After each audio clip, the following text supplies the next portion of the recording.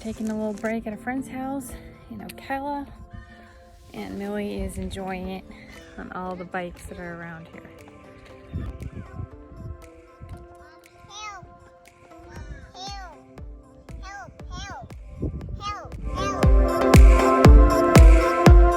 We have moved in some stuff and we have picked up everything in storage, and we are on our way back to the boatyard, just enjoying a little bit of downtime with our friends, and then we're gonna splash this week.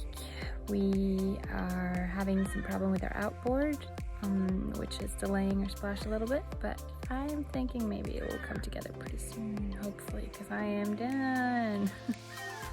I have started to organize inside, getting all my decorations in, my interior, making it homey, organizing all the food, and Millie's room.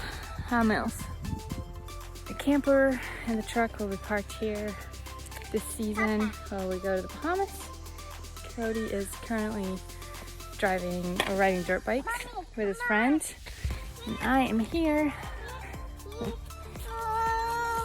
making sure this one gets to play a little bit in the wild.